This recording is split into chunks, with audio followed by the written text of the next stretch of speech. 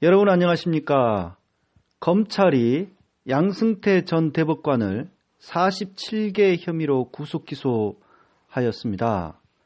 직권남용 권리행사 방해, 공무상 비밀 누설, 허위 공문서 작성 및 행사, 직무유기 이런 7가지 제목을 적용했다라고 하는데요. 이렇게 얼마 전에 양승태 전 대법관을 구속 기소하였고 공소장 분량만 해서 무려 296쪽에 달했다라고 알려져 있습니다. 이거는 박근혜 공소장의 2배에 달한다고 합니다. 그런데 이 양승태 전 대법관 공소장에 공범으로 적시된 현직 대법관이 한 명 있습니다. 이 사람은 현직 대법관이자 중앙선관위 위원장이기도 합니다. 그래서 지금 파문이 일고 있는데요. 이 현직 대법관 이름은 권순일입니다. 현재 중앙선관위 위원장이자 대법관이죠.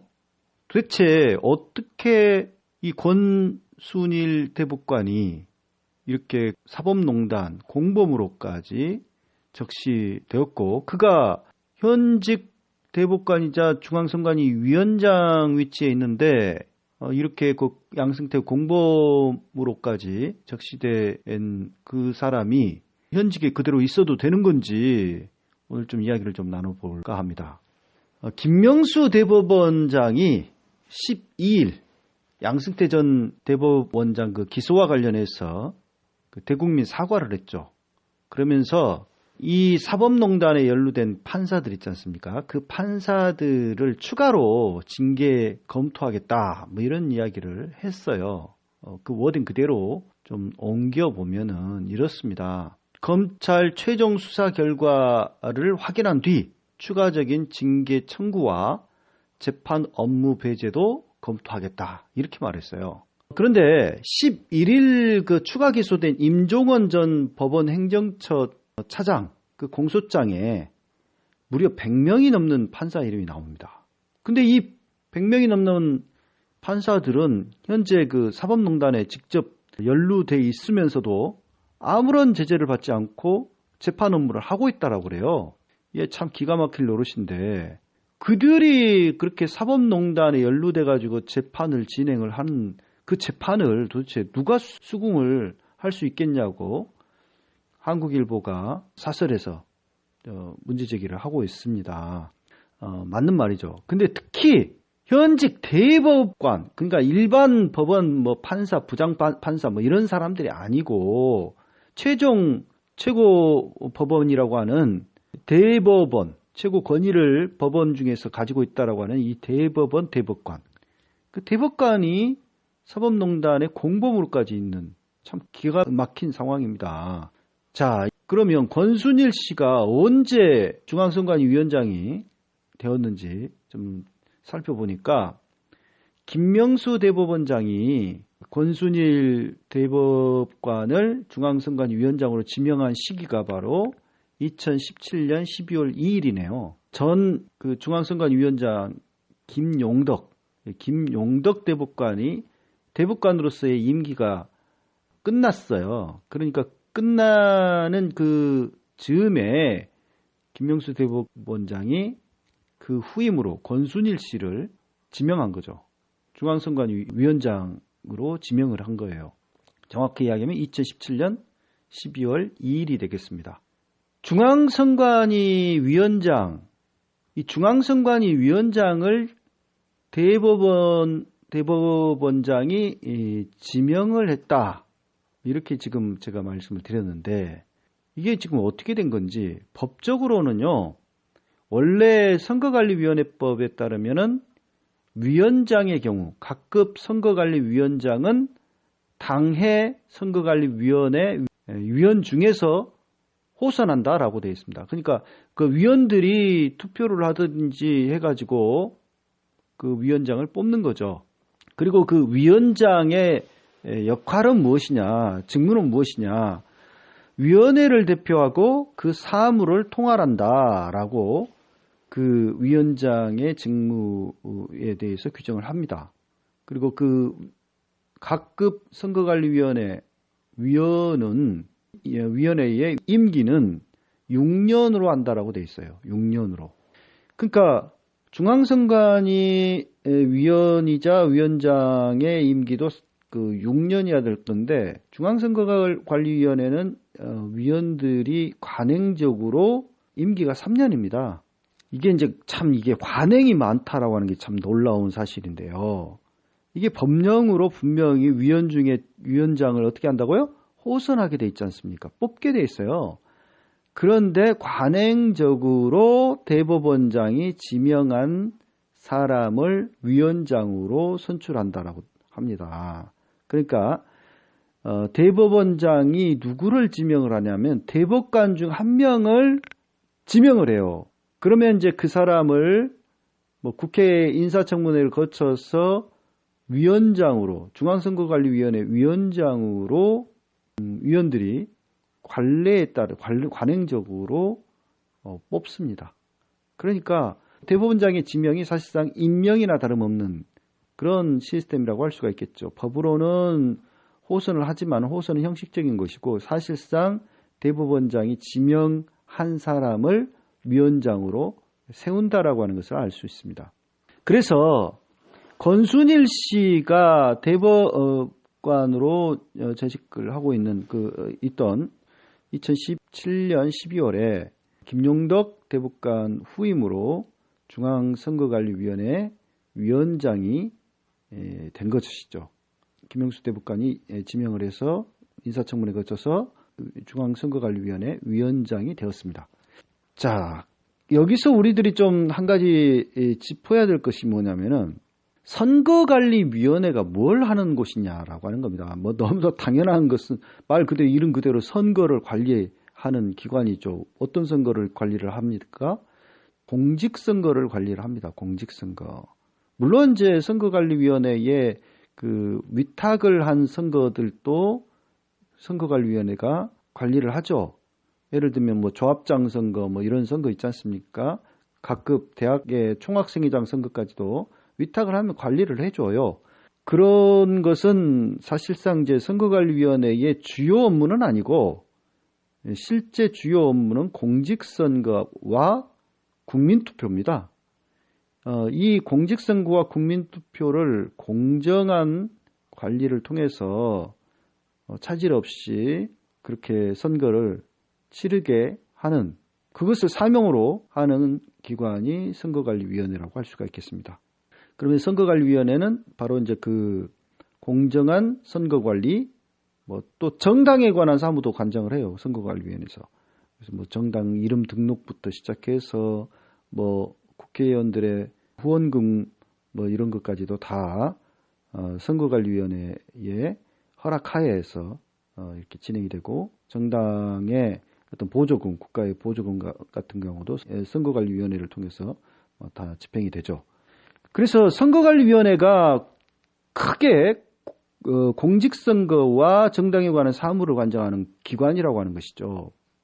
그래서 그 최고의 수장인 중앙선거관리위원회 위원장, 그 위원장 자리가 굉장히 중요합니다. 특히 내년에는 총선이 있지 않습니까? 그 총선을 중앙선거관리위원회 위원장을 수장으로 하여서 치르게 됩니다. 내년 총선일이 언젠가 봤더니 2020년 내년 4월 15일 날 총선을 치르게 돼 있어요. 자, 그런데 지금 권순일 대법관이자 중앙선관위 위원장이 물러나지 않고 계속 그 임무를 계속 한다면은 선거가 과연 공정하게 제대로 진행될 수 있을까? 굉장히 지금 의문이 일고 있습니다. 이런 상태로 과연 선거 관리가 공정하게 될 수 있을까? 상당히 의문이죠. 그 검찰이 양승태 전 대법원장 그 공소장에 권순일 대법관하고 차한성 전 대법관, 강영주 전 법원 행정처 차장, 이규진 전 양형위원회 상임위원 이들을 다 공범으로 기재를 했다라고 합니다. 물론 이제 이들 가운데는 그 양승태만 아직 지금 기소가 돼 있는 상태지만은 나머지 공범으로 적시가 돼 있는 권순일, 차한성, 강영주, 또 이규진 이들도 다 이제 분명히 기소를 할 걸로 지금 보이거든요. 추가 기소를 분명히 할 거라고요. 그렇다라면 이게 지금 어떻게 되냐는 것이죠. 자, 공소 사실을 좀 살펴보겠습니다. 공소 사실. 검찰이 밝힌 그 공소 사실에 보면은 양승태 대법원은 2013년부터 2017년까지 매년 초에 인사를, 그러니까 법원 내부의 어떤 인사를 놓고 무리야기 법관 리스트를 작성했대요. 어떤 법관들이 무리를 일으켰는지 그 리스트, 블랙리스트를 작성했다는 거죠. 그리고 2012년부터 법관 8명에 대해서 실제로 부당 인사를 하기도 했답니다. 그러니까 이제 좀 모난 짓을 했다라고 보이는 그런 그 법관들에 대해서는 블랙리스트에 그를 작성을 해가지고 그들을 뭐 저 멀리 자천을 시켜버리고 막 그랬다는 거죠. 검찰은 인사 담당자에게 해당 법관들의 인사 불이익을 검토 실행하게 한 것이 직권남용에 해당한다라고 보고 있고, 법원 행정처 처장과 차장들을 공범으로 명시했어요. 근데 그러니까 2012년 당시에 권순일 대법관은 법원 행정처 차장이었습니다. 그러니까 차장 밑에 차장 있지 않습니까? 그 차장 일을 하면서 무리야기 법관 리스트를 작성을 했다라고 하는 것이죠. 2012년부터 2014년까지 그렇게 그 권순일 대법관은 무리야기 법관 리스트 작성에 같이 그런 일들을 했다라고 하는 것입니다. 그러니까 법원 행정처장의 지시에 따라서 그런 어떤 실무 일들을 진행을 했다라고 하는 것이죠. 팔팔하게 달려요. 88 대리운전 061-681-8888 1,000원씩 기부하는 대리운전 88 대리운전 061-681-8888 팔팔하게 달려요. 88 대리운전 061-681-8888. 그래서 그 14일 정의당이 14일 오전 그 국회 정론관에서 탄핵 대상 법관 10명을 그 10명의 명단을 발표를 했는데 여기에 지금 현직 권순일 대법관이 포함되어 있다는 것이죠. 그래서 이때 이제 그 정의당의 윤소아 의원이 기자회견을 정론관에서 했는데 그때 말한 바에 의하면은 사법농단을 제대로 단죄하기 위해서 정의당은 사법농단 관여가 현저하다라고 판단되는 10명 법관을 추리고 이들에 대한 탄핵을 추진해 가겠다 이렇게 이야기를 하고 있어요. 근데 이 윤소아 의원이 밝힌 그 권순일 대법관의 사법농단 죄목을 보면은 연루 의혹을 보면은 일제 강제징용 소송 지연에 관여를 했고요. 해외 파견 법관 청와대 거래 의혹이 있고요. 통상임금 관련 문건 작성 지시에 관여를 했다라고 하는 것이고, 지시를 했다고 하는 것이고, 국정원 대선 개입 상고심 개입을 했답니다. 그리고 국제인권법 연구에 불이익 시도 이런 행위를 했다고. 또 이제 아까 말씀드렸던 사법 무리야기 그 법관 리스트, 블랙리스트 작성에도 관여를 했다고 하는 것입니다.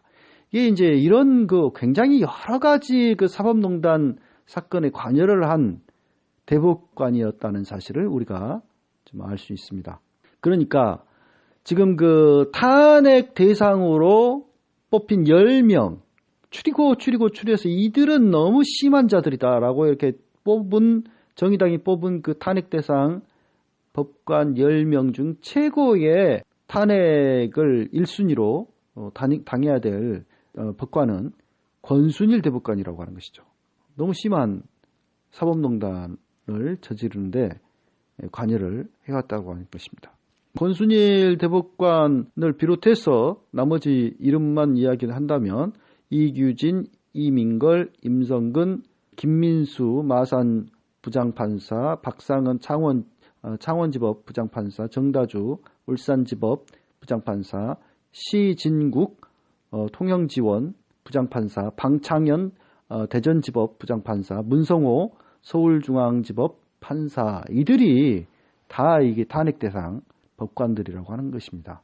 오늘 아침 그 김어준의 뉴스공장 인터뷰에 나온 그 서기호 변호사, 이전에 그 판사를 했다가 MB 정권 시기였던 걸로 기억을 하는데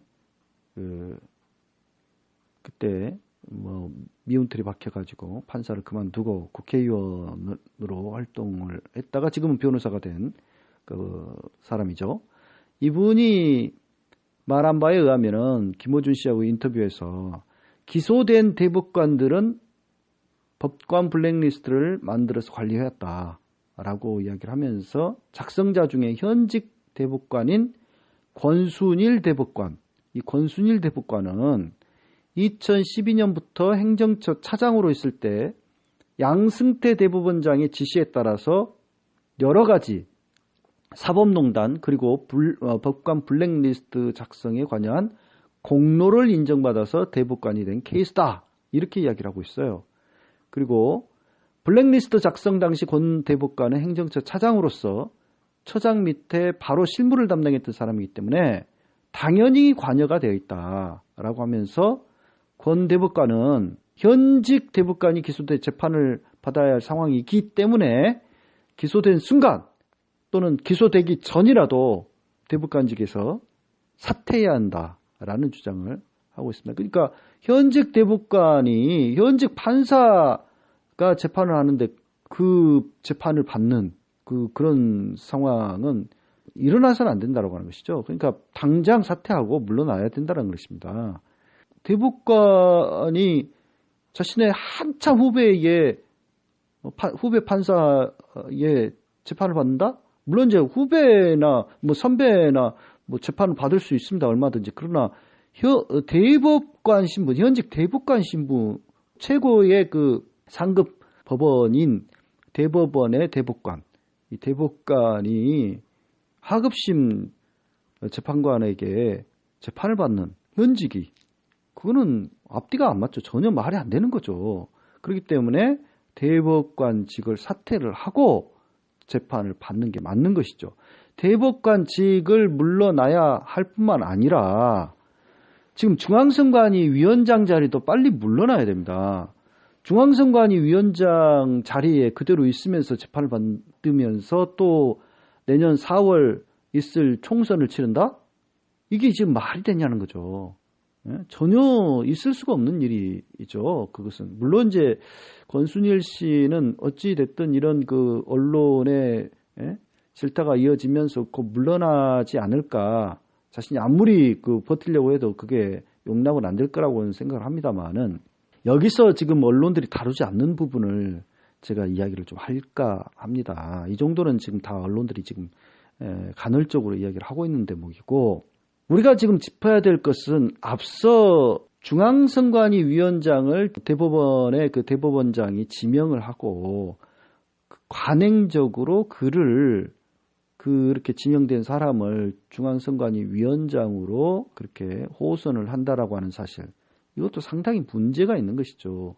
분명히 그 중앙선관위 위원은 9명이고 그 9명 중에 1명을 그 위원들 중에서 위원들이 호선을 해야 되는데도 불구하고 그렇게 관행이라고 하면서 대법관을 무조건 위원장에 앉힌 이런 그 행태는 분명히 잘못이다. 대법관들이라 그래서 뭐 그가 중앙선거관리위원회를 이끌면서 선거관리를 가장 공정하게 하리라, 말도 안 되는 거예요. 뭐 법관이라 해서 공정합니까? 양승태 보십시오. 대법원 원장이었으면서도 사법농단을 일으키고 막 온갖 그 재판거래를 하고 그런 짓을 하는데 말이죠. 그거는 법관은 공정하리라고 하는 것은 환상이다라고 하는 것을 우리가 분명히 인식을 해야 될 것이고요. 또 한 가지 제가 하나의 사례를 들면은 지금 2012년에 양승태가 대법원장이었고 또 법원 행정처 차장으로 권순일이 있었다라고 하는 것인데 그 2012년에 뭐가 있었습니까? 대통령 선거가 있었어요. 18대 대통령 선거. 박근혜가 뽑힌 사실 부정선거로 그 당선을 가로챈 그 선거가 2012년에 있었죠. 그런데 양승태가 그때 당시에 대법원장이었다고 하는 것이고 이 권순일이 대법원 행정처 차장으로 있었다라고 하는 것입니다. 이 점을 주목을 해봐야 됩니다. 자, 그 2012년 대선 이후에 그러니까 2013년 1월 4일 날 우리 시민 천여 명이 18대 대통령 선거 무효 확인의 소송, 곧 선거 무효 소송을 대법원에다 제기를 했어요. 뭐 후보자나 중앙당이 제기할 수 있는 것은 당선 무효 소송이고 일반 시민이 선거인이 제기할 수 있는 것, 그러니까 선거를 불복을 했을 때 선거에 문제가 있다라고 생각했을 때 제기할 수 있는 것이 이제 선거 무효 소송인데 그 효력은 똑같습니다. 근데 선거 무효 소송을 시민 6천여 명이서 제기를 했어요. 대법원에다가. 그때 당시에는 중앙선관위 위원장이 누구냐면 김능환 대법관이었습니다. 김능환 이렇게 선거 무효 소송 제기는 현직 중앙선관위 위원장을 상대로 제기하게 돼 있어요. 그래서 김능환 중앙선관위 위원장을 피고로 해서 소송을 제기를 했는데요. 그 사건 번호가 2013 수 18입니다. 근데 그 사건을 재판을 안 하고 있다가 대법원이 어떻게 했어요? 심리에 한번 열지 않고 있다가 4년 만에 2017년 4월 27일 날 각하 판결을 해요. 말도 안 되는 일이 벌어진 겁니다. 당연히 6개월 이내에 180일 이내에 신속하게 다른 건에 우선해서 재판을 하게 돼 있는 이 재판을 뭉개버리고 4년 내내 뭉개고 있다가 이제 박근혜가 탄핵되고 나니까 그때서야 슬그머니 각하 판결을 내렸어요. 그러니까 각하라고 하는 게 물리쳐버리는 거죠. 대통령이 탄핵돼서 재판으로 구할 실익이 없다. 이런 핑계를 대면서 각하를 했습니다. 그러니까 대표 원고들이 열받아가지고 그해 5월, 2017년 5월 16일이었던 걸로 기억을 하는데 재심 청구를 합니다. 그래서 이 재심 청구가 받아들여지게 되어서 현재까지 대법원에 이 사건이 계류 중이에요. 재심 청구가 받아들여지고 이제 본안 심리까지 다루게 될 정도로 시일이 많이 경과가 돼 버렸습니다. 지금 재심을 청구한 지 벌써 2년째에 들어가고 있지 않습니까? 그런 상황인데 아직까지 대법원이 심리를 하지 않고 있어요. 이게 지금 제가 뭘 말씀드리려고 하는 거냐면 이렇게 중앙선거관리위원회 위원장이 대법관이다 보니까 어떤 일이 벌어집니까? 아까 그 선거무효 소송의 피고가 누가 된다고요? 중앙선관위원장이 된다고 그랬지 않습니까? 근데 그 중앙선관위원장이 현직 대법관이에요. 그러니까 자기 식구를 상대로 대법원의 대법관들이 재판을 해야 되는 지금 말도 안 되는 그런 상황이 된 겁니다. 이 시스템 자체가. 그러니까 재판을 못 하죠, 당연히. 같은 식구였는데 그를 어떻게 아무리 그가 만약 선거상에 그 부정이 있었고 문제가 있어가지고 한다고 하더라도 그걸 유죄로 판결을 할 수 있으며 그러냐는 거죠. 이게 말이 안 되는 거예요. 그러니까 이 시스템이 이렇게까지 돼 있는 줄은 아마 시민들이 잘 모르실 텐데 각 지역 구시군위원회에도 이제 선거관리위원회가 있습니다. 예를 들면 부산시 선거관리위원회 또 울산시 선거관리위원회 담양군 선거관리위원회 다 이렇게 구시군 위원회에 다 선거관리위원회가 있어요. 근데 시도선거관리위원회 위원장들은 주로 주로가 아니라 100% 법원 판사입니다. 판사. 군까지도 다 판사예요. 판사. 구시군위원회의 선거관리위원회 위원장이 다 그 지방의 판사들로 돼 있습니다. 그러니까 선거관리위원회 위원장이 다 판사다 보니까 선거관리위원회가 부정선거를 획책을 했을 경우에 자기 문제를 자기네들이 재판을 할 수가 없죠. 법원이. 이게 지금 딜레마입니다. 굉장히 큰 문제가 있어요. 그러니까 법관들이 선관위원장을 하면 공정하게 하겠거니 이렇게 보통 생각을 하고 시민들은 착각하기 쉬운데 이게 가만히 시스템을 들여다보면 이게 굉장히 치명적인 문제가 있다고 하는 것을 알 수가 있습니다. 그래서 법관들이 선관위원장을 맡고 있다 보니까 이렇게 선거무효 소송을 제기를 시민들이 해도 이게 재판 자체가 열리지 않고 한정없이 시간만 끌고 이렇게 된다라고 하는 것이죠. 그래서 사법농단이라고 하는 것은 양승태 사법농단의 가장 핵심적인 농단 중에 하나가 뭐냐면 18대 대선 선거무효 소송 재판을 안 해버리고 뭉개버린 그 사건이에요. 그러다 보니까 박근혜가 4년간이나 탄핵될 때까지 대통령으로 있으면서 세월호 참사 일어나고 온갖 역사 교과서 문제 터지고 난리가 난 거 아닙니까? 그러니까 결국 대법원이 제2를 하지 않은 결과, 그러니까 18대 대선 선거무효 소송 재판만 제대로 해서 박근혜가 부정선거로 당선됐다라고 하는 것을 관건 부정선거로 당선됐다라고 하는 것을 확인만 했다라고 한다면 다시 선거를 치르면 되는 거 아닙니까? 그리고 이렇게 촛불 혁명이 일어나고 이렇게 그냥 복잡한 과정을 거칠 필요도 없었어요. 예, 그런데 그런 것들을 양승태를 비롯해서 권순일 같은 자들이 다 방패막이를 해줌으로써 다 막아버림으로써 사법농단 같은 그런 사태가 벌어지게 된 것이고 또 국정농단이 벌어지게 되는 것이고 촛불혁명이 일어나게 된 것이죠. 이래서 오늘 권순일 대법관 또 중앙선관위원장 권순일 대법관 겸 중앙선관위원장의 사태는 너무나 당연한 일이고 반드시 해야 될 일이라고 하는 것이고 빨리 새로운 대법관과 새로운 중앙선관위원장이 빨리 세워져야 된다. 그리고 그 새로운 중앙선관위원장은 대법관이 아닌 사람을 세웠으면 합니다. 그래야지 지금까지의 어떤 선거 관리상의 많은 문제점들이 이제 해결되지 않을까 그런 생각을 해봅니다.